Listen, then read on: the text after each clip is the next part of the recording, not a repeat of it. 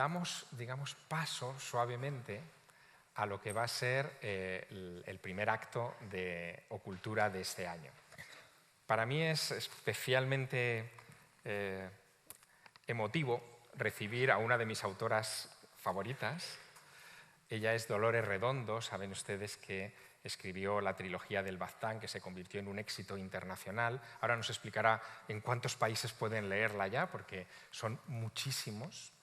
Y además me fascinó desde el principio, porque en las páginas de Dolores Redondo, yo que esperaba encontrar una novela, una literatura, en fin, de detectives, policíaca, negra, como la llaman ahora, y de repente me encontré con algo muchísimo más luminoso que tenía que ver con nuestras raíces, ¿no? Y con lo que creen nuestras comunidades, nuestros pueblos, y que bebe de alguna manera, y sin de alguna manera, de ese espíritu de la España mágica que va a estar sobrevolando todo este encuentro. Les pido, por favor, que reciban con un aplauso muy fuerte a Dolores Redondo.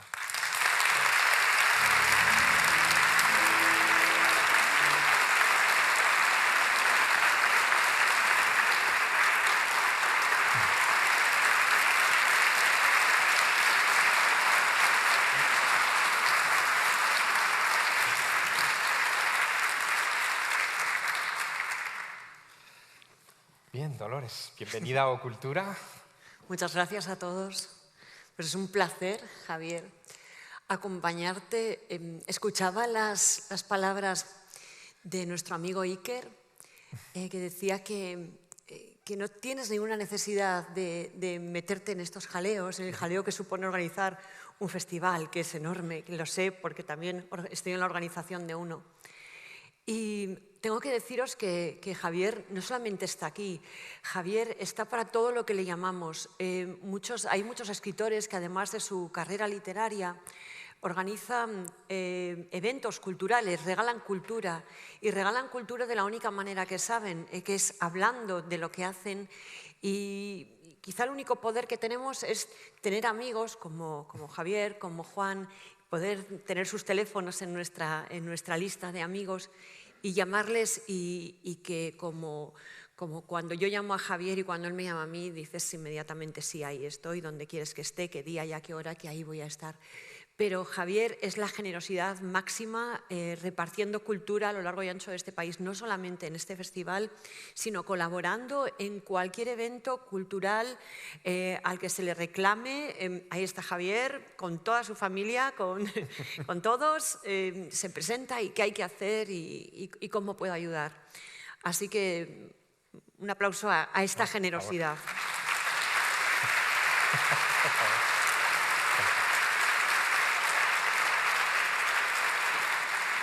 Es verdad. Yo te he preparado unas cosas para enseñarte y para que conduzcan un poco nuestra conversación. Hablemos de magia. Eso es, hablemos de magia. Pero antes de mostrarte algunas imágenes y de pasear un poco por el universo de tu literatura, sí que quería preguntarte por tu conexión con esto que ahora llamamos la España mágica, ¿no? Y que nace en ese periodo de la transición, quizá primero con Sánchez Dragó y aquel Gárgoris y Avidis, que fue uno de los bombazos del editoriales en el año 78, y después con la llegada de los libros de Juan Atienza. ¿A ti eso te tocó de alguna manera como lectora? Esa corriente de libros que hablaban de rincones de España que tenían una visión heterodoxa o muy distinta a la que habíamos recibido hasta entonces. No tanto literariamente como a nivel televisivo. Yo era de los de Más Allá, que luego me moría de miedo escuchando, pero mi madre me dejaba verlo. Y bueno, creo que antes he podido contaros en Petit Comité que realmente a mí la mayoría de historias que conozco, que luego he ido introduciendo en mis novelas, me llegan a través de la tradición oral. Alguien me las cuenta y la mayoría de las veces eran personas de mi familia, sobre todo mi abuela materna, que me contó muchísimas historias que bueno, en ese momento yo no sabía ni que estaban recogidas en papel, porque ella las contaba como realidades que le habían ocurrido a ella misma o a personas que ella conocía, que es así como se han transmitido tradicionalmente estas historias, ¿no? Eventos que le han ocurrido a alguien, experiencias que alguien ha tenido y te las cuenta, y creencias que te transmiten como realidades, como algo que es o que fue en un momento y que fue real para muchas personas. Déjame contarte una cosa. Tu Tu segmento en Ocultura se titula Los pueblos malditos. Sí.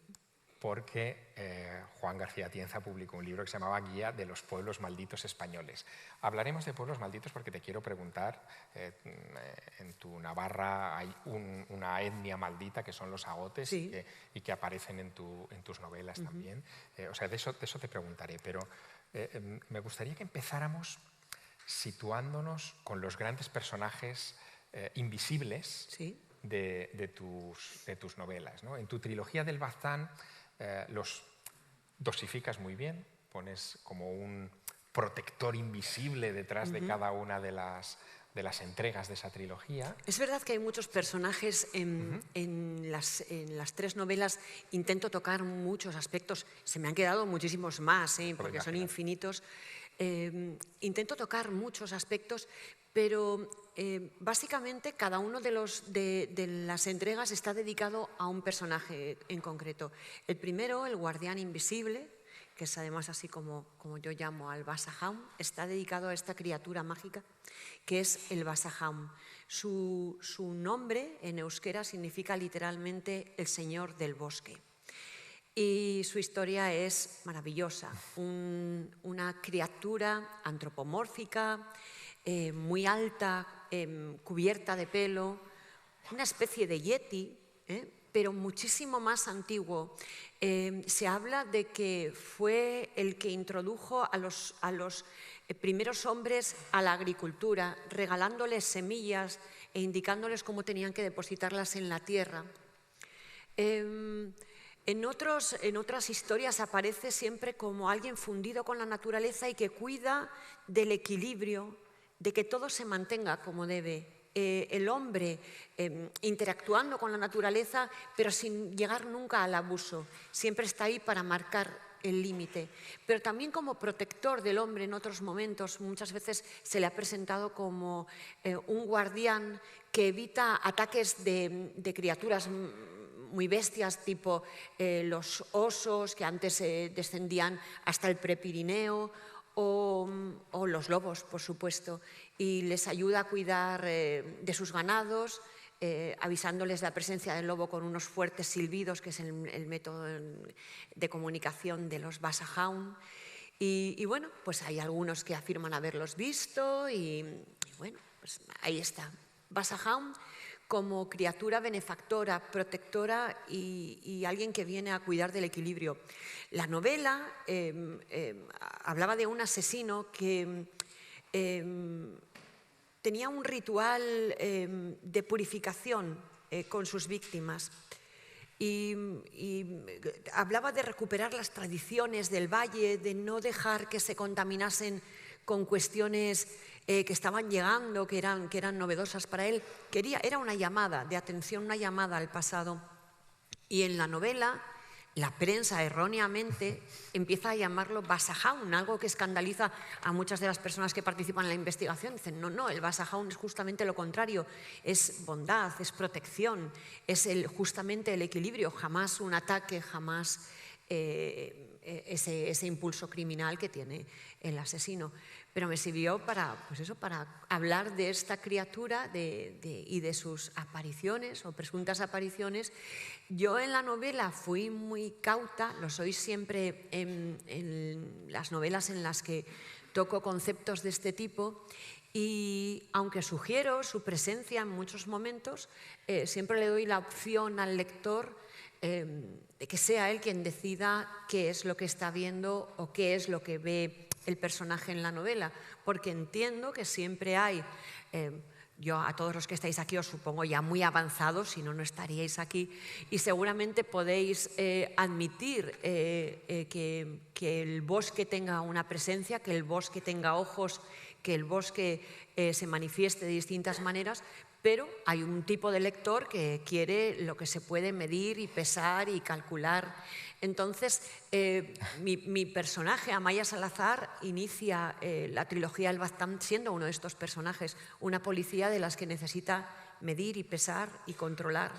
Y el regreso a sus propios orígenes le supone un choque en muchos aspectos, porque hay un montón de fantasmas del pasado que están esperando para levantarse de sus tumbas y están ahí intactos, donde ella los dejó y que le van a torturar de una manera muy especial. Pero también ese choque con su propia cultura, con algo que ella ha aparcado a un costado de su vida para ser una eficiente policía y que en ocasiones ha llegado a denominar como cuentos de viejas, cosas que cuentan las tías, las abuelas, la gente mayor, y que no tiene más credibilidad hasta que se encuentra con un asesino que cree en esto.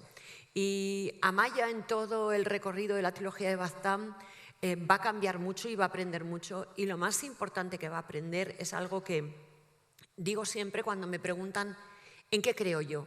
Si creo en lo que cuento, si creo en el Wasserhaus, si creo en las historias que cuento en mis novelas. Y yo les digo lo siguiente: en todas las policías del mundo, en todas, hay un grupo que se dedica a las creencias, a las sectas, a los grupos sectarios, a los grupúsculos que se mueven a través de las fees, de distintas fees. Y no hablo de religiones, hablo de distintas creencias. ¿Por qué? Pues porque la fe es poderosa. Millones de personas mueven su vida diaria en torno a creencias, a la fe, la mayoría con buenos propósitos, pero también sabemos que hay tipos de creencias que pueden arrastrar a la destrucción o incluso a la autodestrucción o a la destrucción de otros. Por eso, en todas las policías hay grupos que se dedican a este tipo de investigaciones. ¿Te parece si vemos a Amaya? Vamos con Amaya. Un fragmentito de la adaptación cinematográfica que se ha hecho de tu primera novela, y en la que, bueno, es de las tres, pero vamos, de la primera es este fragmento en el que se habla del Wasserhaus, ¿vale? Vamos.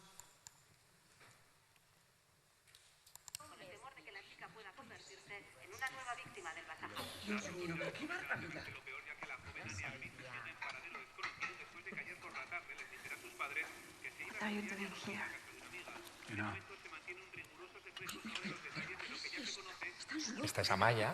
No ha aparecido, ¿no? Amaya. ¿A quién se le ha ocurrido llamarle a ese asesino el Wasserhaus? Los medios de comunicación, supongo. Wasserhaus quiere decir el señor del bosque en euskera. Es una criatura protectora que cuida que el equilibrio del bosque quede intacto. Es armonía, es colaboración. Es que ponerle a un asesino su nombre es que va contra natura. ¿Qué es un Wasserhaus exactamente? Ahora mismo te digo. Es una criatura gigantesca cubierta de pelo. Un ser mitológico que protege los bosques. Como el Bigfoot. Algo así. Más antiguo. Cuídamelo bien. Es una primera edición.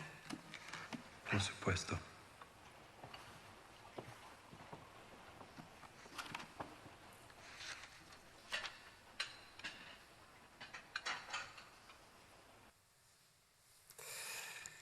El Wasserhaus. Tú sabes que en Cataluña tienen también su propio Wasserhaus, que lo llaman el simiot. Sí, en muchas culturas.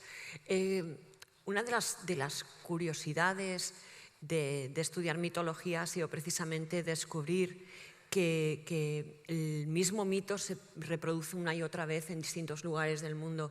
Y el Señor del Bosque, en un momento dado podría ser más fácil de entender que se haya producido una y otra vez. Pero luego os voy a hablar de otros, de los que van apareciendo en las distintas novelas, que son realmente más terroríficos y tienen una personalidad muy marcada, un tipo de comportamiento muy marcado, y es exacto en lugares de lo más remoto del mundo. Y esto sí que es llamativo. Por ejemplo, el tártalo, ¿no? El tártalo, este cíclope de un solo ojo que ya aparecía en la antigua Grecia devorando señoritas, y que, bueno, pues que es exactamente lo mismo, una criatura que devora a los caminantes, un monstruo carnívoro que vive en una cueva y que además avisa de que está muy enfadado, de que nadie se acerque por ahí porque su cueva está adornada con las cabezas y con las tibias de sus víctimas, y el que se atreve a pasar por allí pues sabe que se arriesga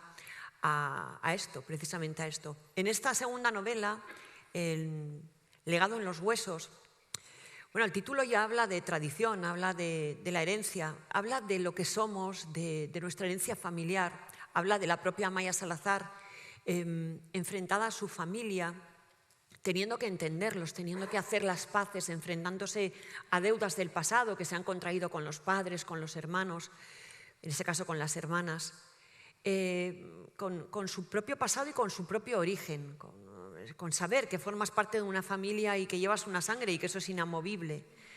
Y con un asesino que en este caso se comporta como un tártalo. Este asesino mata y deja huesecillos y utiliza los huesecillos de una manera mágica también. Pero en esta novela hay muchísimas otras cosas, quizá más interesantes todavía que la figura del tártalo. Yo llamaría la atención, por ejemplo, sobre los ichusuría, que esto bebe directamente de la tradición de Baztán. El ichusuría es un corredor de almas y es un cementerio particular de las familias. En Baztán, como en muchos lugares, los niños que nacían muertos, las criaturas abortivas o los niños que morían al nacer o que nacían muy débiles y ya no los bautizaban porque sabían que iban a morir, no podían ser enterrados en el Camposanto, no podían ser enterrados en el cementerio y esto causaba un dolor inmenso a las familias. Y solo encontraban una manera de tenerlos en un lugar recogido y era enterrarlos en su propio territorio. Había muchos caseríos que tenían una extensión vasta de terrenos, pero las casas de las zonas más urbanas, claro, tenían un jardincillo nada más. Existe una tradición en Baztán que dice que tu casa, tu territorio, la casa en sí misma, es también el trozo que ocupa el tejado, justo hasta la línea que marca la gotera que cae desde el tejado. Ahora hay canalones, pero antes no lo sabía y goteaba haciendo un surco alrededor de la casa. Bueno, pues ese terreno, esa pequeña franja de tierra, ellos lo llamaban el ichusuría. Y en la mayoría de los casos era el cementerio familiar de todos los niñitos que morían antes de nacer, que eran muchísimos porque la mortandad infantil en aquel tiempo era altísima. Os puedo decir que, por ejemplo, en Baztán está en los libros de historia, una epidemia de tosferina que diezmó la población infantil. Murieron cantidad de niños y todos los que eran muy pequeñitos se contagiaban y morían. Así que hubo muchas familias que tenían 5 y 6 niños, pero es que además en las familias no vivía solamente un matrimonio y sus niños, vivían los padres, 2 o 3 matrimonios de los distintos hijos y sus niños. Y bueno, sin métodos anticonceptivos, pues imaginaos, todo el mundo tenía un montón de niños que además ayudaban a sostener la casa. Cuando los niños empezaban a contagiarse de estas enfermedades que entonces no tenían vacunas, bueno, pues morían por docenas. Y había casas que tenían que enterrar a un montón de niños. Y muchos acababan enterrados en esa franja alrededor de la casa. Existe documentación de José Miguel Barán de Arán con fotografías incluso, porque en vida de Barán de Arán se levantó alrededor de un caserío y se descubrieron pues, varios ichusurías, bueno, alrededor de varios caseríos en esa pequeña franja que se reservaba para dejar allí a los niños. Luego ellos tenían la creencia también de que esos niños, puesto que no estaban enterrados en el Camposanto, se quedaban en la casa. Y creían que sus hermanos pequeños, los menores de 2 años, porque a los 2 años se establece una especie de frontera del desarrollo, del lenguaje, y los niños pasan a otro plano, pero todavía estaban en un plano en el que podían ver este mundo y el otro. Y entonces veían a sus hermanitos pequeños que vivían en la casa. En algunas casas llegaban a poner plato en la mesa para los niños fantasma. Y esta es una de esas historias que me encontré en otros lugares, porque, fíjate, existe en Japón una tradición que se llama el espíritu del salón. El espíritu del salón es una presencia que detectan de vez en cuando hay un grupo de niños jugando. Hay un niño que habla a un niño que nadie puede ver, a un amigo invisible. Y este amigo invisible es el espíritu del salón en Japón y son los Mairu en Baztán. Mairu, el concepto Mairu en euskera proviene de la palabra moro, que moro significa simplemente no cristiano, no significa musulmán, como se ha traducido muchas veces, es no cristiano, un moro. Entonces los niños muertos en Baztán eran moros o mairus. Y esto se decía también, ya pasando a otro plano, que también lo cuento en el libro, yo digo, porque están dedicados a criaturas concretas, pero luego toco muchos otros temas, como el hecho de que se creía que los huesecillos de estos niños tenían poderes extraordinarios.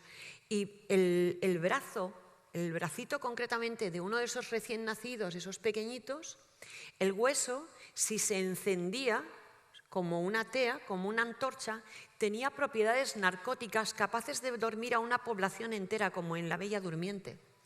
Y las brujas de Zugarramurdi, de Baztán, porque bueno, siempre se ha hablado de las de Zugarramurdi, pero que sepáis que Elizondo fue el lugar donde el inquisidor Salazar y Frías decidió establecerse durante 1 año y medio para buscar al demonio.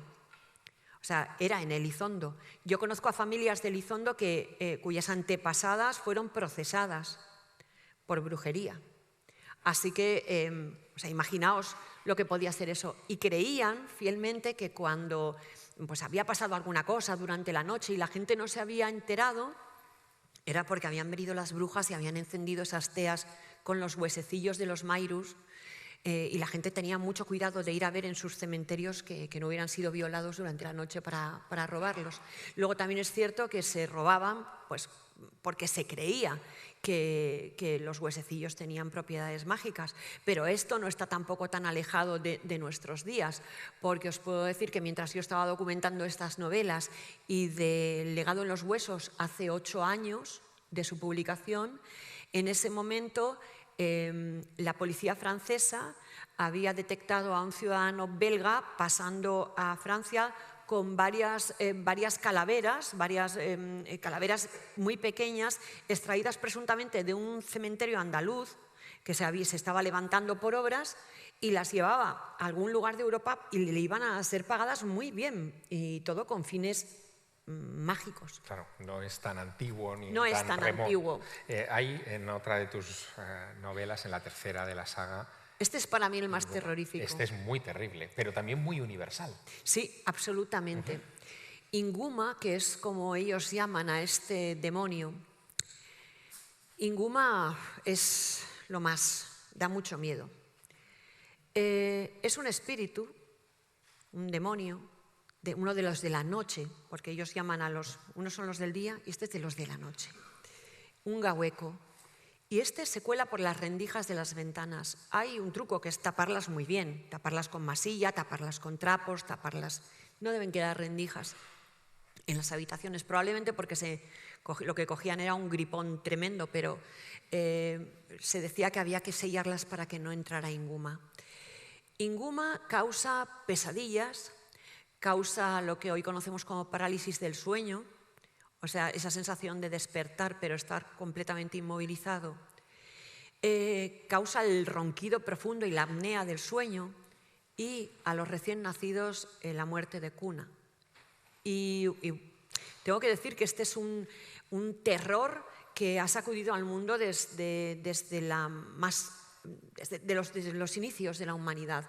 Se sabe que en la antigua Sumeria los padres ponían sobre la cunita de sus recién nacidos un ovijá, una especie de ojo de Ra, mucho más antiguo que Ra, este símbolo que es un círculo concéntrico, uno con otro dentro, que se sigue utilizando en muchos lugares del mundo, sobre todo Turquía, creo que es el lugar donde es más común este pequeño símbolo, y lo ponían para que Inguma que ellos no lo llamaban Inguma, ellos pensaban que era un demonio femenino, uno de los más potentes, que venía por la noche, se sentaba sobre el pecho de su criatura y aplicando su boca en la boca del bebé le extraía todo el aire, haciendo que se ahogase, y que muriese durante la noche. En México hablan de bajarse al muerto.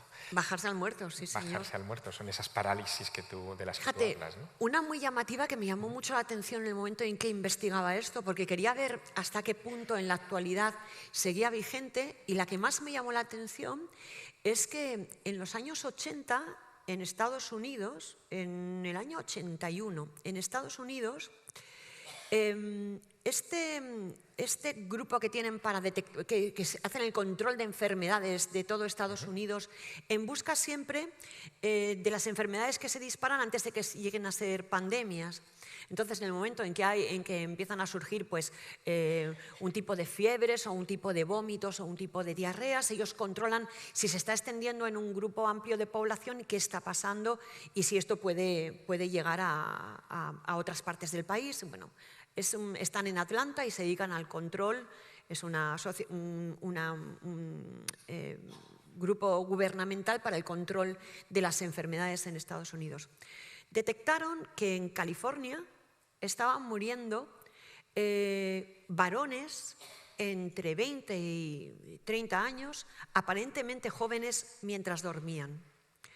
Entonces estaba dando un número muy alto. Algunos, los que no llegaron a morir, eran ingresados en hospitales e incluso en los hospitales seguían teniendo esos ataques que siempre ocurrían durante la noche en los que se ahogaban, y algunos que llegaban a despertarse relataban que era algo que se les subía encima y que les quitaba el aire.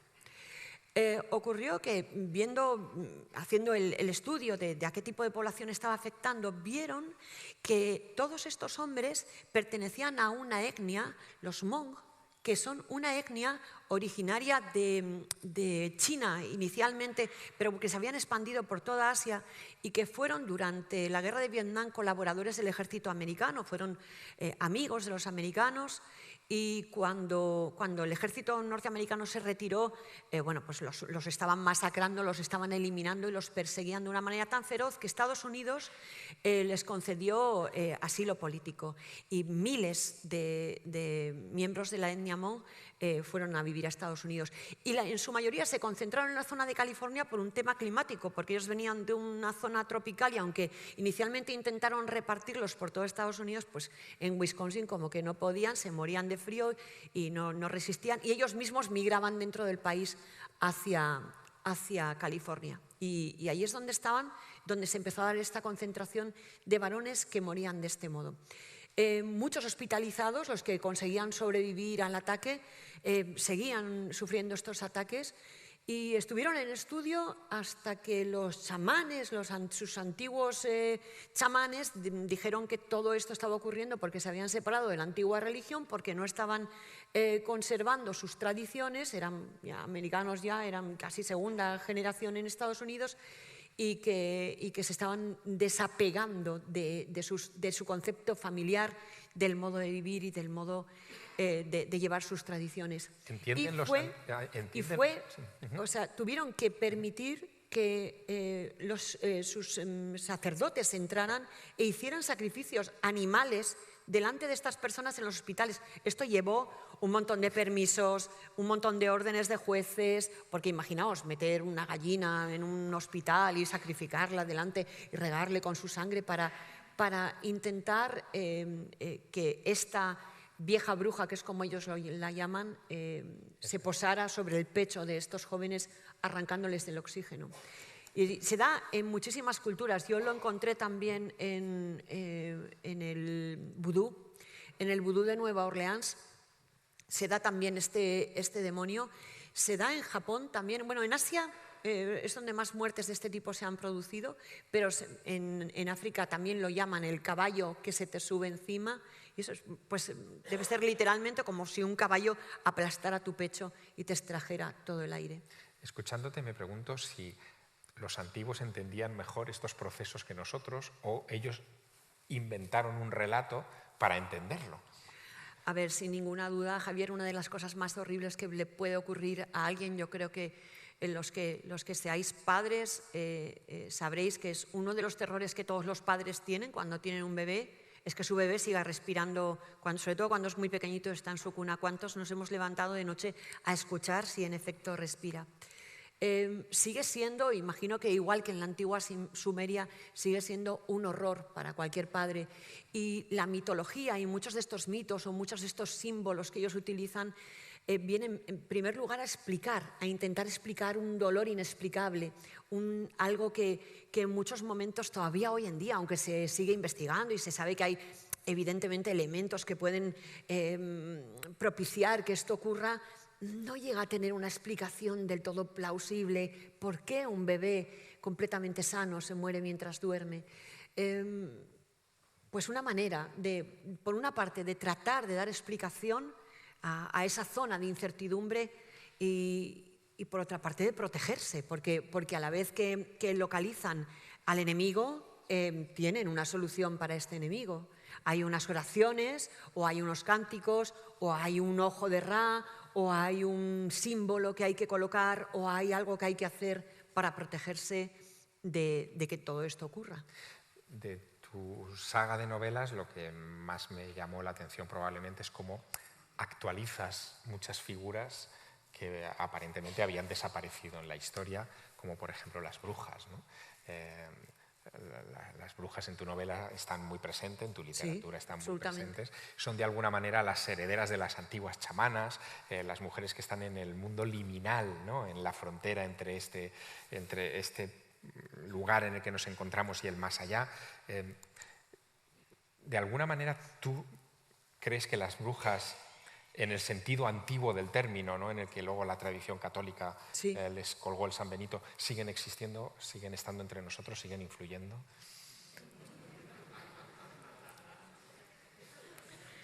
No contestaré hasta que llegue mi abogado. Bueno, es que necesitaríamos, realmente, para hablar de este tema, necesitaríamos que aquí hubiese 5 o 6 invitados más. Necesitaríamos a un antropólogo, sin duda. Necesitaríamos a un historiador, necesitaríamos a un historiador católico también, necesitaríamos a alguien que nos explicase la antigua religión que era por la que se regían estas personas que vivían, claro, en un lugar que hay que entender cómo era este Prepirineo baztanés o cómo era el Pirineo aragonés en este tiempo. Estamos hablando de un lugar donde a esta hora, que ya ha anochecido, todo era oscuridad. Y la oscuridad, después de tu casa, es incertidumbre absoluta. No sabes lo que hay. Os aseguro que yo cuando estoy en Baztán y cuando en ocasiones me he quedado en casas que están muy aisladas, hay una casa de una amiga en la que me encanta quedarme, y luego te cuento, bueno, te la voy a contar ya, una anécdota que es... Ella, su padre es pastor, y ella tiene una casa rural, una casa que abre a los huéspedes, y yo suelo ir en invierno cuando hay poquita gente, y me suelo quedar con mi familia. Y recuerdo que la primera vez que me quedé en su casa, por la noche ellos ya se fueron a acostar y yo me quedaba hablando con mi hermana junto al fuego, y me dijo, bueno, cuando acabéis apagáis y ya os subís y tranquila, deja que ya se apaga solo el fuego, que está eso seguro. De acuerdo. Entonces, nada, yo terminé, apagué las luces, mi hermana estaba subiendo, fui a la puerta, vi que estaba la puerta abierta, eché la llave, que estaba la llave puesta por dentro, eché la llave y me fui a la cama, y al día siguiente me dice, ¿quién ha echado la llave ayer anoche? Y digo, yo. Y dice, aquí no se echa la llave. Y digo, ¿pero dejáis la puerta abierta? Y me dice, claro. Y digo, ¿pero y si viene alguien? Y dice, claro, si viene alguien, ¿qué? ¿Cómo va a entrar? Y yo, pero... ¿en serio me lo dices? ¿Dejáis la puerta abierta para que venga alguien? Y dice, estamos en mitad del monte, si viene alguien es que necesita ayuda, ¿no comprendes que hay que dejar la puerta abierta? Y yo, mira, o será otro pastor, decían, pues será un pastor, o será alguien que se ha perdido, o será un cazador, será alguien que está por el monte, pues si tiene que venir de noche es que necesita ayuda. Y yo, mira, qué concepto tan diferente. Pero atención, en la puerta hay una egusquilore así de grande, una flor de cardo. Bien. Claro, para que no entren los que no tienen que entrar, los de la noche, claro. Los maléficos, las brujas. Sabéis que dicen que las brujas tienen que contar, o sea, si hay algo que contar, lo tienen que contar, si no, no se quedan, o sea, es algo como que va inherente a ser bruja. Entonces, la flor de cardo tiene tantos pinchitos que se ven obligadas a contarlo, entonces ya empieza a amanecer, se tienen que ir, porque claro, ya llega la luz del alba, no hay manera de que cuenten todos los pinchitos antes de entrar. Oye, pues en este lugar, en esta casa, que tienen una manera muy curiosa de entender la relación con la naturaleza, la relación con los animales, la relación con los ciclos, es muy fácil de entender cómo era la antigua religión. Porque en efecto, cuando se hace la noche es todo incertidumbre, todo. Te asomas a la puerta y no ves nada, porque el bosque, ves el cielo, pero el bosque se come toda la luz, los árboles se comen toda la luz, no se ve nada. Y es, bueno, llamativo. Luego, además, te quedas sin cobertura, porque está justo entre la frontera en la Muga con Francia y, bueno... Es otra forma de oscuridad también. Sí, esa es maravillosa. Yo siempre digo, cuando llego ahí y me quedo sin cobertura, digo, la naturaleza nos protege, por fin. Y es un alivio. Luego en la casa hay wifi y tal, pero es verdad que te quedas sin cobertura y dices, vaya, otra. Más la oscuridad. Es fácil entender que estas personas que vivían su vida tan ligada a la naturaleza tuvieran dioses que eran la propia naturaleza, porque su vida dependía del buen parto del ganado, de tener hijos sanos, de que no llegase la tosferina, de que hubiese una buena cosecha, de que lloviese cuando tenía que llover, de que no helase antes de tiempo, de todo eso. Entonces, ¿a quién pedían? Pedían a la propia naturaleza. Todos los dioses y las criaturas mágicas están conectadas con el bosque, con las cuevas, con los riscos, con el viento. Bueno, de hecho, la diosa es una diosa madre, la diosa Mari. Es una diosa madre, pero es una mala madre. Sí, es una madre, es un genio, no es un dios benevolente, como nos ha enseñado la religión cristiana. Es un genio.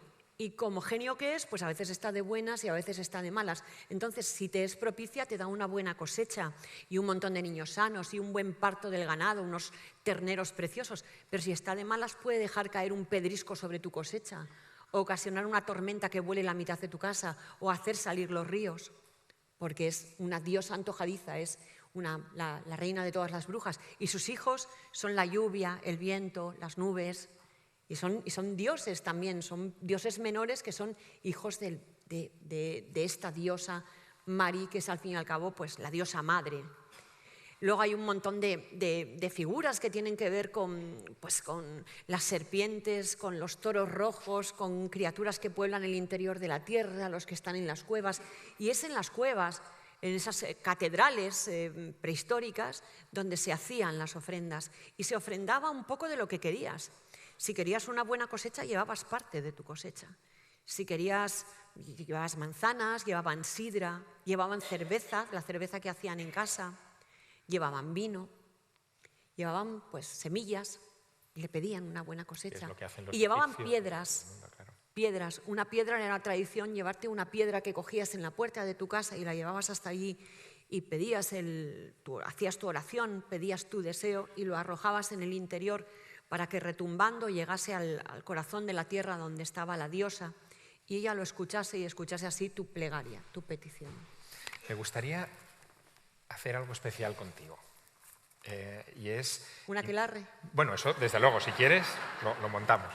Pero no, invitarte quédate conmigo un momento para hacer un viaje.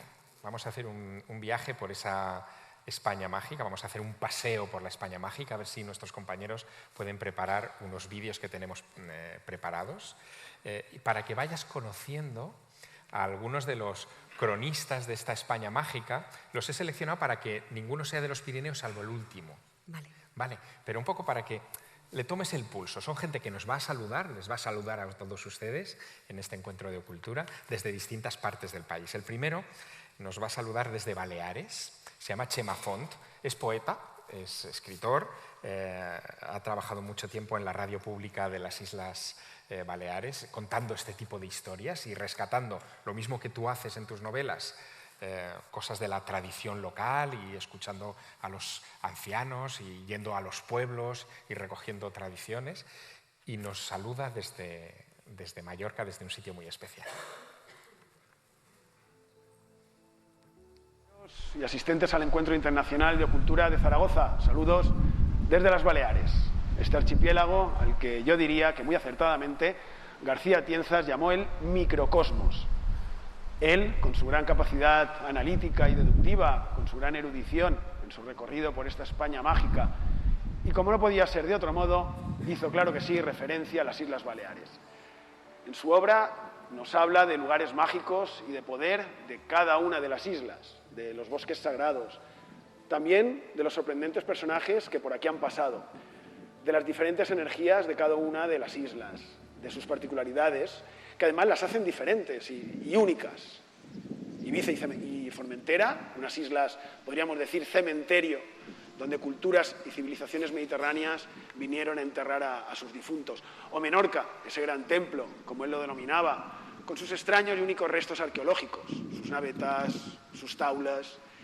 Y de Mallorca decía que confunde en sí misma ambos elementos y que tiene enclaves que atraen irremisiblemente, lo mismo que tiene otros que parecen escupir diabólicamente, satánicamente, a quien los pisa.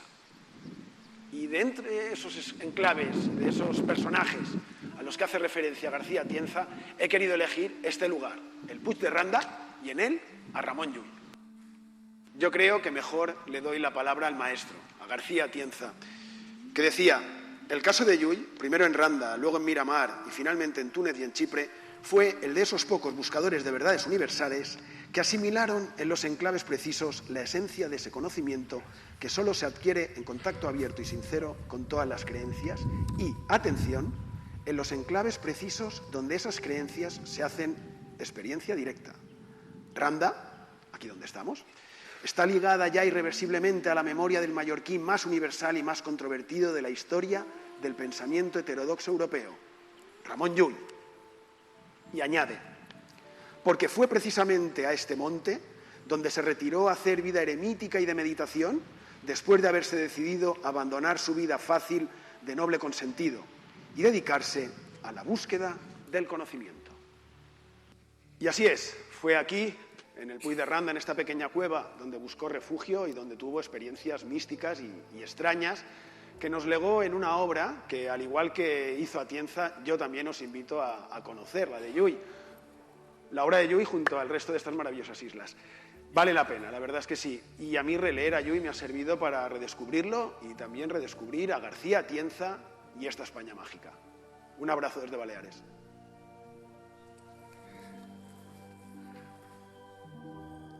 Hablaba de las cuevas, ¿no? Chema, tú también mencionabas las cuevas como un lugar particularmente importante, ¿no?, en estas tradiciones. Claro, en ese momento, como he dicho, sus iglesias, sus catedrales, porque entendían que esas criaturas a veces eran criaturas corpóreas y otras simplemente espíritus, moraban en el interior de las cuevas. En el inframundo, claro. Sí, pero fíjate, en época ya más cristiana hay otras cuevas que son muy, muy importantes. Te quiero invitar a visitar otra. Nos vamos a ir a Toledo, a un lugar que allí es muy conocido, que se llama la Cueva de Hércules. Allí tenemos a Luis Bausá. Él es profesor universitario, fue profesor universitario en la Universidad de Castilla-La Mancha y autor de varios libros, Toledo Insólito, Templarios en Toledo, pero sobre todo un tipo muy inquieto que organiza a veces visitas a esta Cueva de Hércules, que es muy curiosa.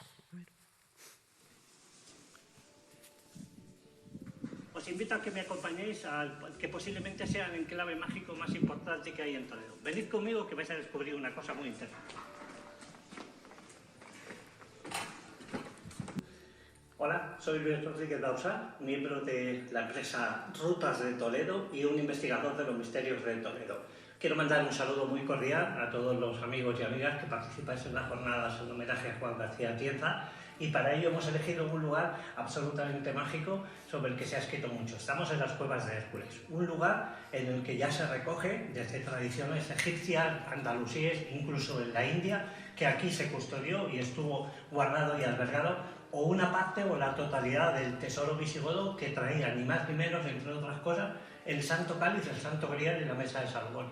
La historia de cómo llega el tesoro a Toledo está perfectamente documentada, desde que Alarico asola la ciudad eterna, Roma, y se lleva el tesoro para donde tenían la capital los visigodos, que era en Toulouse. En el año 410 pegan el salto a España y fundan la nueva capital los visigodos. Y en ese tesoro que Alarico roba del templo de Júpiter Capitolino, estaba la mesa de Salomón y el Santo Grial porque lo había llevado Tito cuando destrozó el templo y provocó esa primera diáspora de los judíos en el año 70.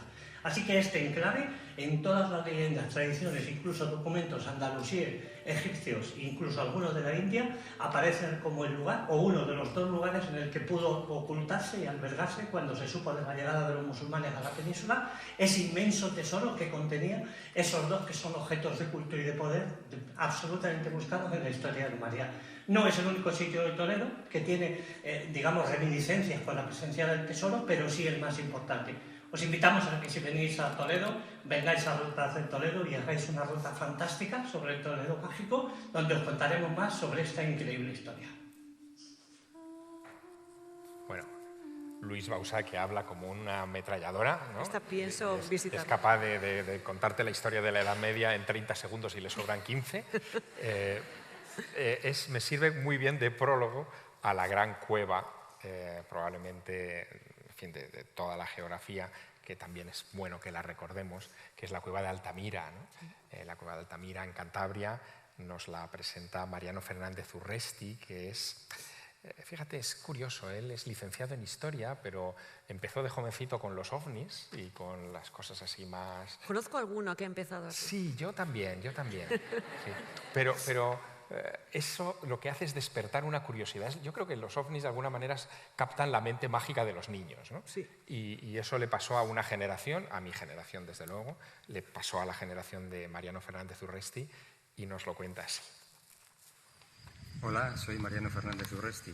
Quiero enviar un saludo a todos los participantes en el encuentro Ocultura y también enviar un abrazo a los organizadores, Javier Sierra, Jesús Callejo, que han tenido la feliz idea de rendir un homenaje, merecido por otra parte, a Juan García Atienza, el iniciador de las guías mágicas de España, el hombre que de alguna manera sembró un camino que luego otros hemos ido recorriendo.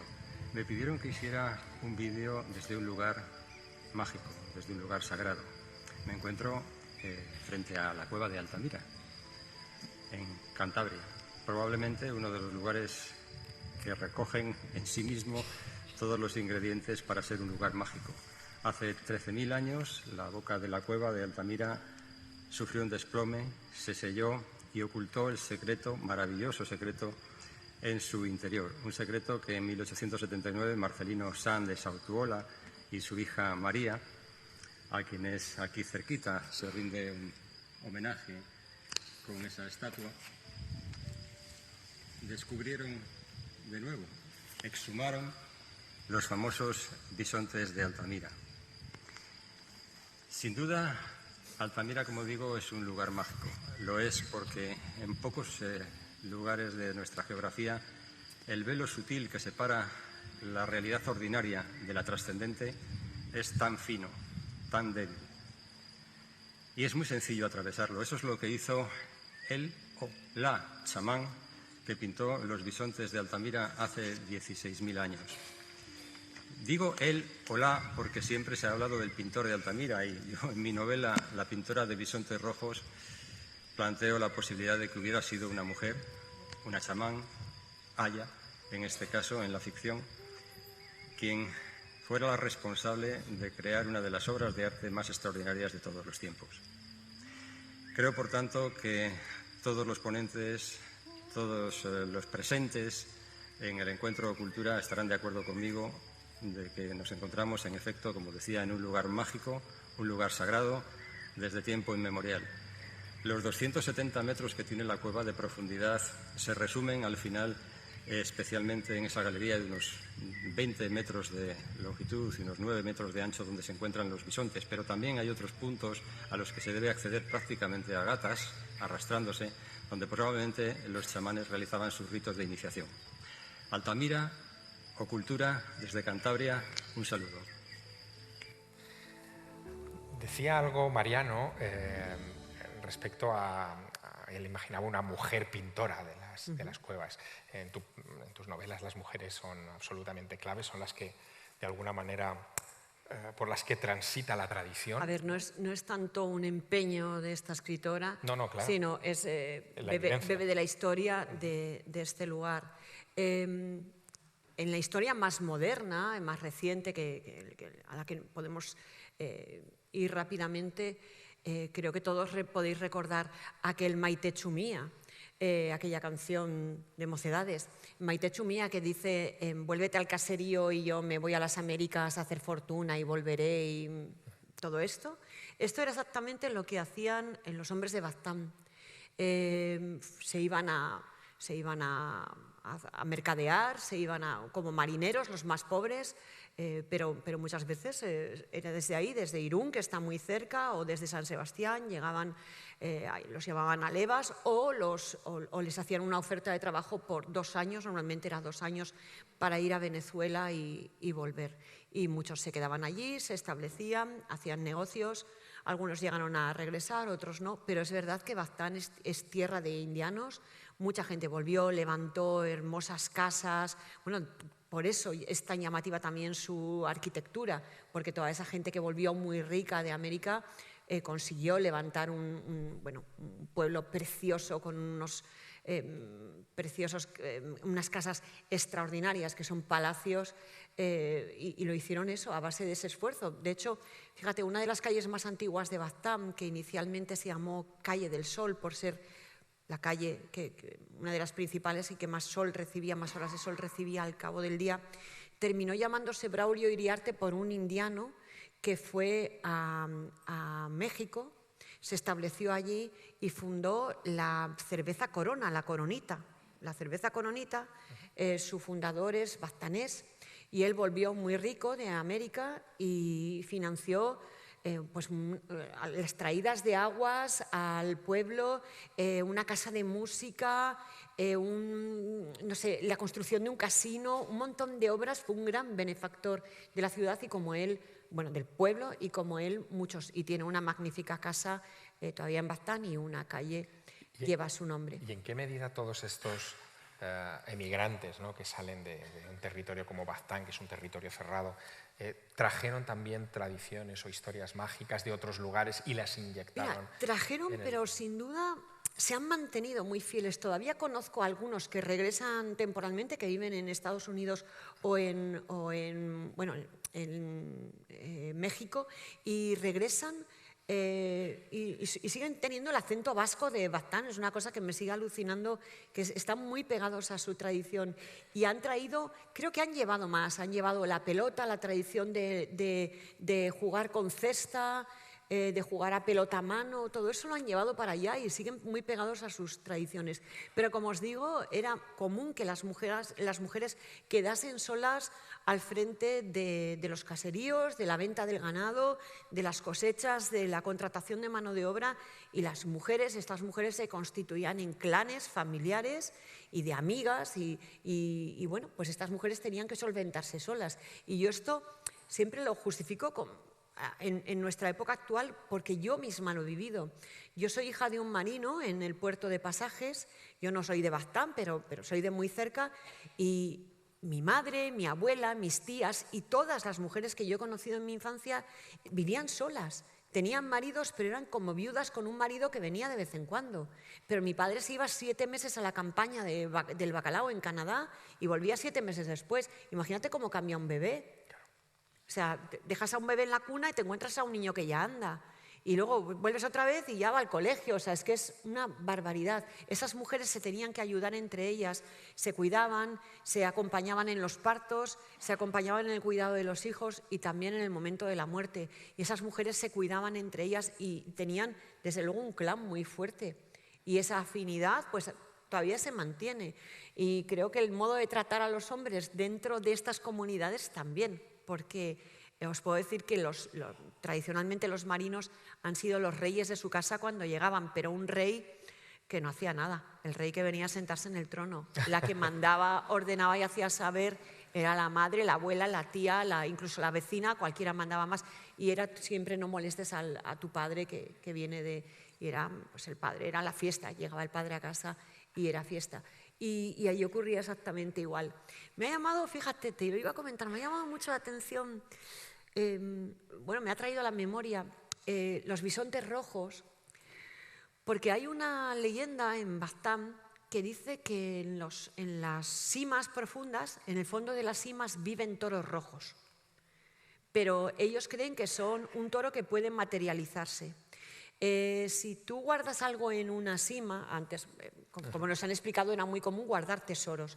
Pero no solamente se guardaban los tesoros que se traían de ultramar, también la gente guardaba, como pues los pastores o la gente que tenía una gran cantidad de dinero que esconder o de oro, de lo que fuera, no lo guardaba en su casa porque las casas eran fácilmente violables. Además, las puertas estaban siempre abiertas. Los guardaban en lugares recónditos del bosque, en lugares, en árboles huecos, en cavernas, en lugares que ellos conocían y que eran de difícil acceso.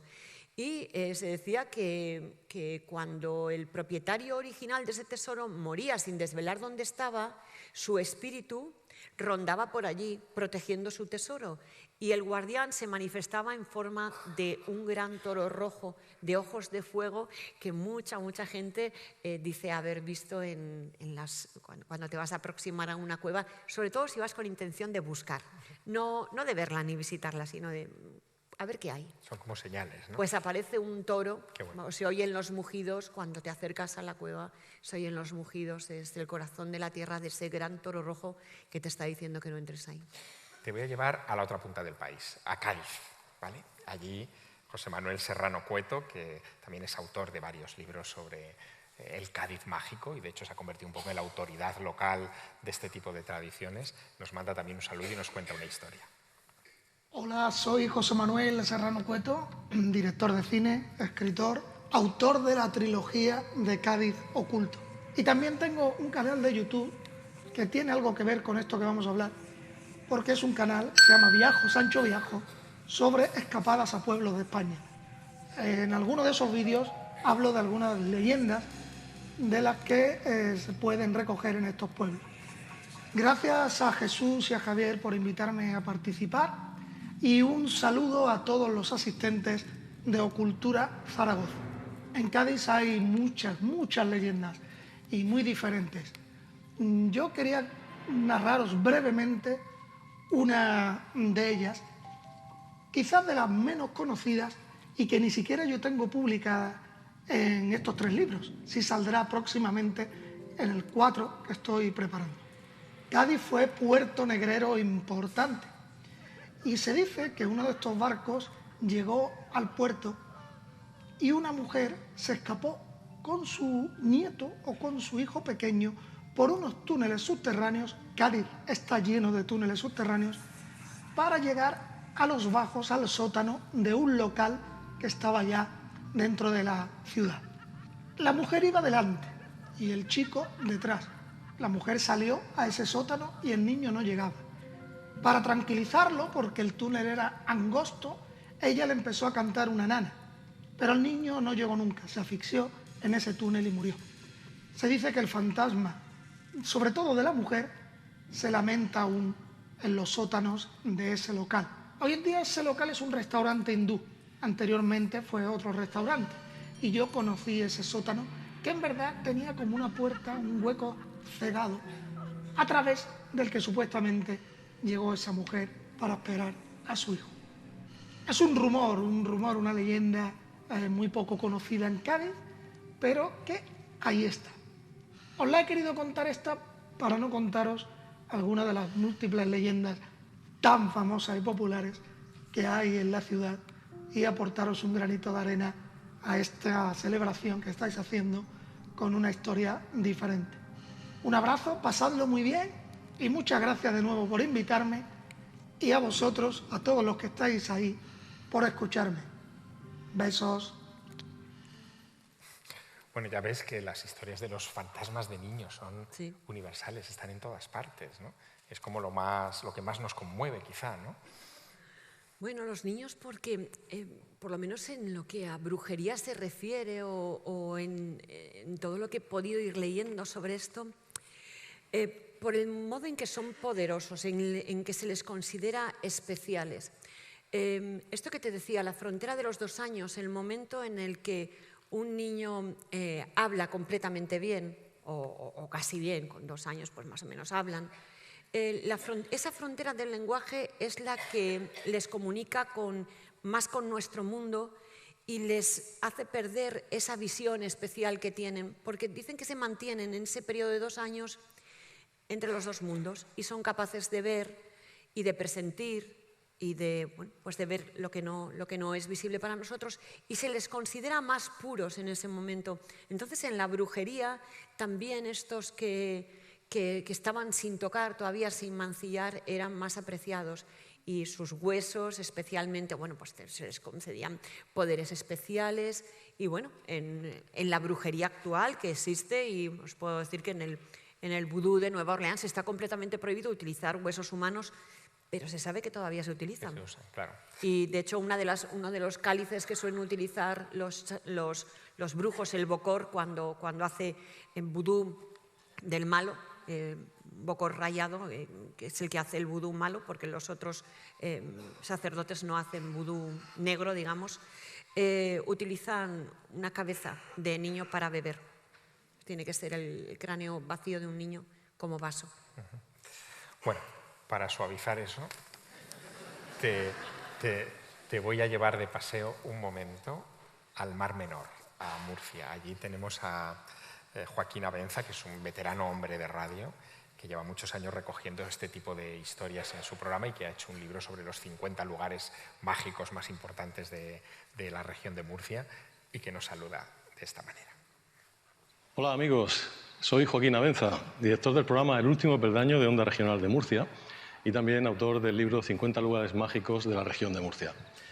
Quiero mandar un saludo muy fuerte a todos los que estáis en ese encuentro internacional de ocultura, homenaje al maestro Juan García Atienza, aquel que nos hizo amar a todos el mundo de la magia asociada a lugares geográficos, esta España mágica tan maravillosa que vivimos y que disfrutamos. Y precisamente de un lugar mágico os quiero hablar. Estoy en que es para mí el lugar favorito en la región de Murcia desde el punto de vista de eso que entendemos por magia como lugares asombrosos. Es este mar menor que se encuentra bastante mal últimamente y el que estamos luchando todos por regenerarlo y por que vuelva a ser lo que siempre fue, una fuente de vida y un ecosistema sin igual. Este mar, además de ser un paraíso natural, también es un lugar escenario de misterios. Esta isla que está a mis espaldas es la isla del Barón, la isla mayor del Mar Menor. Aquí tuvo su cautiverio el barón de Benifayó y aquí nació la leyenda del fantasma de la princesa rusa, una mujer que la leyenda cuenta que se casó con el barón y que éste le dio muerte porque no le correspondía a su amor, y que algunos marineros dicen haberla visto aparecer en noches de luna llena, cabalgando en un caballo blanco o simplemente caminando por la cala de los contrabandistas en esos momentos en los que la bruma casi se confunde con la realidad. Además, también es un entorno donde han aparecido objetos volantes no identificados. Se habla de esferas luminosas de color rojo que entran y salen de estas aguas, algunas con un diámetro tan grande que superaría incluso ese calado que tiene, que no llega a más de 5 metros en los lugares más profundos. La verdad es que es todo un entorno lleno de enigmas, todo un entorno lleno de misterios que los habitantes de esta región amamos, pero que también es un lugar donde el misterio toma forma, a veces de figuras, a veces de objetos, a veces de fantasmas. En definitiva, un lugar mágico. Me pedías, Dolores, antes que para hablar de brujas, aquí tendríamos que tener una serie de expertos, en fin, en distintas materias para poder aportar sus puntos de vista. Bueno, casi cumplo tu deseo, porque la última visita que quiero que hagamos juntos es con una antropóloga que es experta en mitos. Ella se llama Israel Espino, y aunque es extremeña y ha publicado varios libros sobre esta cuestión en su Extremadura de origen, nos saluda desde los Pirineos, desde un enclave muy brujeril. Hola, ¿qué tal? Bienvenidos al Congreso de Ocultura dedicado, con mucha razón, al gran Atienza, creador de la España mágica. No me encuentro en Extremadura, que es mi tierra. Me he ido a la otra punta de España, concretamente a la Val d'Aneu, uno de los lugares más mágicos del Alto Pirineo. Y es que en este castillo, situado en Valencia d'Aneu, se firmó la primera condena legal por un crimen de brujería en todo el ámbito europeo. era 1424. Pero no solo las brujas surcan estos parajes. Aquí existen cuevas en las que habitan las encantades, que tienden su colada mágica en la orilla de los ríos. Los picos nevados de las montañas son atravesados por Diana y por sus seguidoras, cabalgando a lomos de caballos y de cabras, en una eterna cacería salvaje y voladora. Y en las noches de invierno puede verse en los cielos al Trip Real, espectrales bailarinas encabezadas por la mismísima Herodías, condenadas todas a una danza eterna y espectral. Cada trozo de esta tierra liminal y fronteriza está llena de prados sagrados, bosques ancestrales y templos misteriosos, conformando, sin duda, uno de los puntos más maravillosos de nuestra España más mágica. Bueno, las brujas y los Pirineos. Quizá no haya mejor binomio en toda España, ¿no?, respecto a esta cuestión. A ver, la petición de tantos expertos para hablar de brujas es porque hay tantas cuestiones que analizar respecto al fenómeno. Porque, claro, te vas a encontrar quien te habla de estas asociaciones de mujeres, bueno, al fin y al cabo de mujeres que vivían solas, que estaban muy apartadas, que vivían en gran comunión con la naturaleza, que eran herboleras, que eran parteras, que sabían tener control de su propio cuerpo para controlar sus menstruaciones, pero también sus embarazos o su deseo de no ser madres o de serlo, de provocar el deseo masculino, de, bueno, mil cuestiones de su vida cotidiana que su unión con la naturaleza les estaba permitiendo. Esto por una parte. Luego, la antigua religión que aceptaba a una diosa madre, a una diosa mujer, a una diosa que era la de la fecundidad del ganado, de las cosechas y de la casa del padre y de la madre. Una casa en la que la mujer tradicionalmente ha tenido en todo el Pirineo un valor muy destacado, casi por estas circunstancias sociales que vivían, en algunos momentos casi superior a la del hombre, en la que se permitía que algunas mujeres quedaran solteras y no deseaban casarse, y que incluso sin llevar ya sabéis que el mayorazgo era lo que hacía que heredara el hijo mayor, y ella no llegaba a heredar, pero muchas veces esa hermana soltera que quedaba era al fin y al cabo la que mandaba en la casa, siempre de una manera subrepticia, pero ahí estaba la mujer ejerciendo su dominio en esa sociedad. Esa antigua religión que admitía todo eso, y de pronto el choque con la nueva religión. Pero luego también hay otras cuestiones que tienen que ver con el poder masculino, el que la mujer perdiera esas libertades que tenía, que se había ganado con su esfuerzo y con su trabajo, siendo una igual en el campo a su compañero, y que se había ganado, pues ya tenía una igualdad, porque era una igualdad por sobrevivir a la fuerza.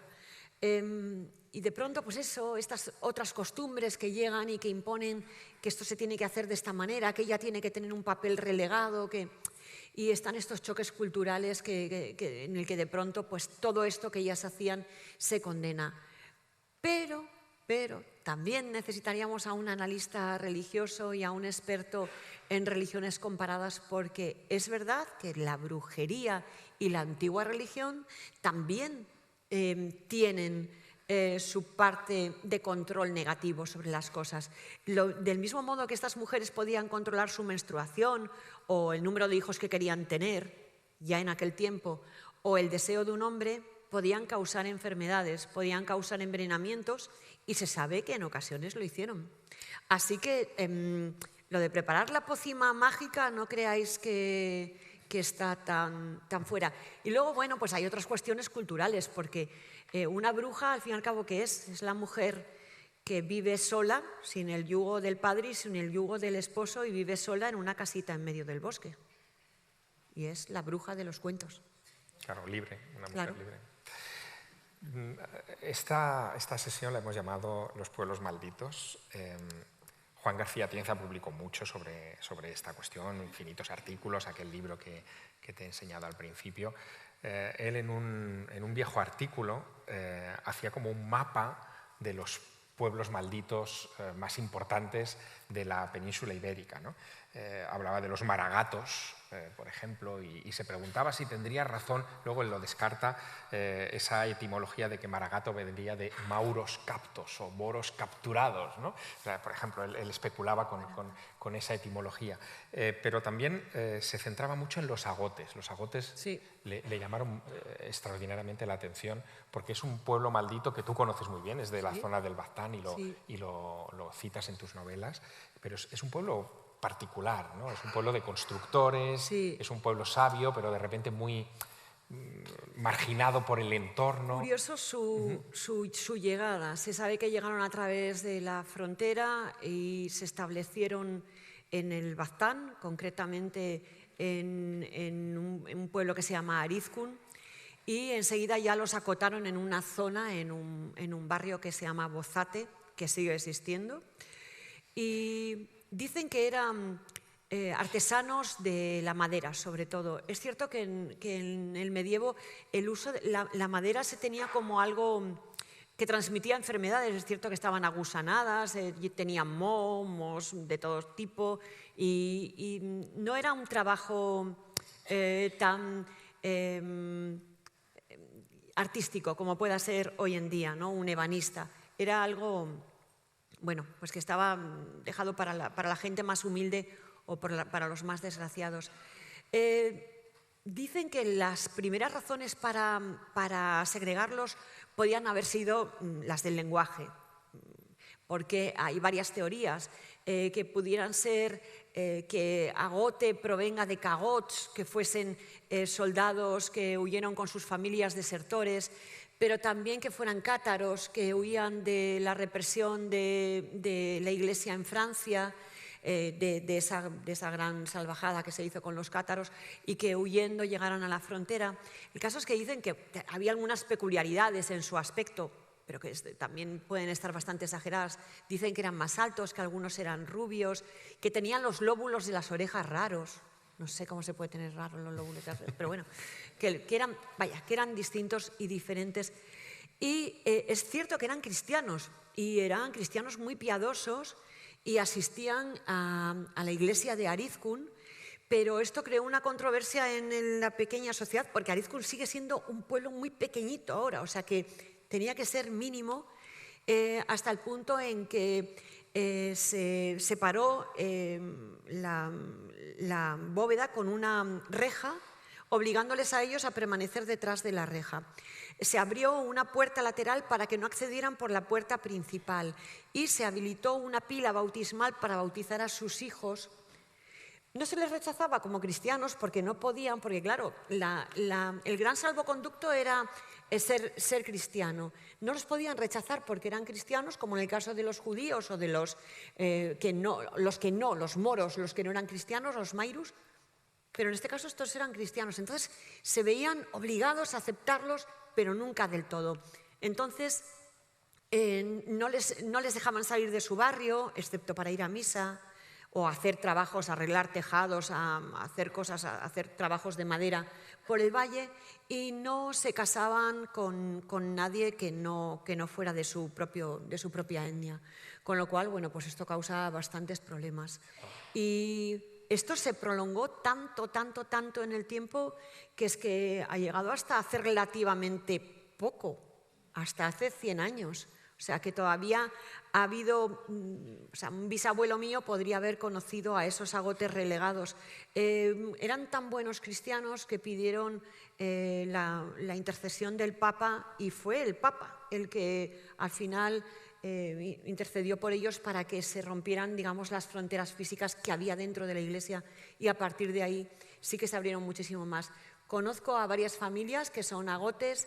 Los Sanchotena, por ejemplo, que tienen un restaurante en Elizondo, ese apellido, Sanchotena, es un apellido agote. Hay muchos agotes que se apellidan Agote, es un apellido bastante común en... ¿Y los lóbulos de las orejas? Normal. Completamente normales, que yo vea. Ajá. Además son magníficos cocineros. Y hay un Sanchotena que además lleva honor ser agote, que tiene un museo al aire libre con sus esculturas de madera en el barrio de Bozate, en Baztán, en Arizkun. Así que si vais por allí podéis visitarlo y sí, él lleva honor ser agote y que su familia haya vivido esta segregación. Y todavía, fíjate, hace poco un chico que es librero, que ahora trabaja en una librería en Bilbao y su familia es de Arizkun, me dice, joder, ¿te puedes creer que yo cuando era pequeño, todavía cuando jugábamos con los amigos y para chincharnos unos a otros, decíamos, agote, leproso, agote? Y decíamos agote, leproso. Y dice, y el otro te perseguía, o sea, era como un juego, agote, leproso. Y esta era una de las cosas que se decían de ellos, que transmitían la lepra, que tenían la peste. Bueno, esto se puede entender que en un momento, en mitad del medievo, te llega un grupo, se establece en tu región, son distintos, hablan otro idioma y está Europa entera contaminada de peste, de lepra y de persecuciones de todo tipo, y dices, bueno, pues pueden ser desde soldados huidos de cualquier ejército que nos van a masacrar hasta leprosos huidos de una leprosería que nos van a contagiar o de una secta religiosa rara, porque, bueno, este era el otro gran temor, claro, ¿no? A las sectas religiosas. Claro, claro. Pero es curioso porque todos estos pueblos lo que son generadores de historias infinitas. Es una barbaridad. Hay una cantidad de historias, por ejemplo, de los agotes yo escuché, incluso de boca de Atienza, decían, bueno, una de las cosas que decían es que como eran muy buenos carpinteros, a lo mejor fueron expulsados porque cometieron algún error de la construcción del templo de Salomón y lo vinculaban ya como a la prehistoria. Claro, eso es lo que hace el pueblo, ¿no? Es decir, el ponerlo en contexto en función de su cultura, de sus... Bueno, yo he ido a un colegio de monjas y siempre he estado convencida de que podían volar. Claro, yo estoy convencido todavía. Claro. ¿Habéis oído alguna vez eso? Yo creo que los que hemos tenido relación con monjas todo lo hemos oído, que las monjas pueden volar. Claro. Y claro, como a veces es verdad que caminan muy despacio, caminan como gatos, es verdad que caminan muy despacio y de pronto te aparecía una atrás y decía, esta se ha deslizado flotando por el aire, porque no la he oído llegar. Bueno, Dolores, en fin, gracias por acompañarnos en este viaje.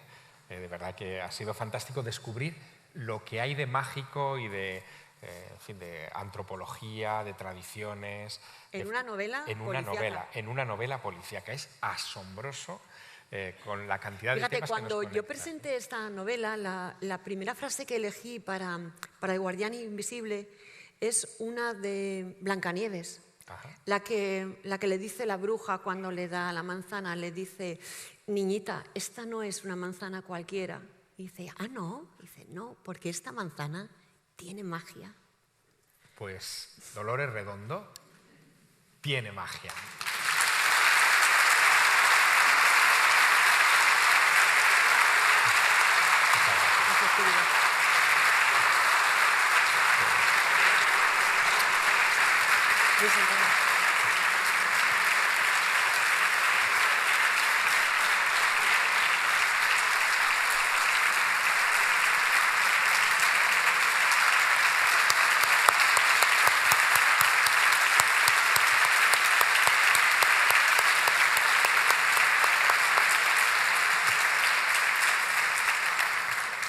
Sesión maravillosa con Dolores Redondo. Muchísimas gracias, de verdad, por todo esto que nos has contado. Y a ustedes les propongo lo siguiente. Vamos a dar un descanso de 15 minutos para que ustedes puedan ir al baño, prepararse, descansar. Mientras tanto, preparamos la proyección del capítulo. Me lo ha dejado en bandeja Dolores. Decía, las monjas pueden volar.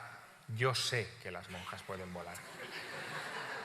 Conozco a una que estuvo en 2 sitios a la vez y que estaba en su convento en Soria y en Estados Unidos, en el actual Estados Unidos, predicando las verdades de la fe a los nativos de Nuevo México, Arizona y Texas. Y esa es una de las historias que están dentro del capítulo que hoy quiero proyectarles de Otros Mundos, porque Otros Mundos es una historia del Camino de Santiago, pero quien construye de alguna manera el mito actual del Camino de Santiago y quien cuenta con todo lujo de detalles por sus visiones místicas los contactos entre la Virgen y Santiago Apóstol en Zaragoza, ese encuentro que da lugar al culto del Pilar, es María de Jesús de Ágreda, que aparece en este capítulo que ustedes verán. Así que 15 minutos, pero cuidado, Aprovechen también, Dolores estará encantada de firmarle en fin, sus libros afuera, hay, como saben, una librería.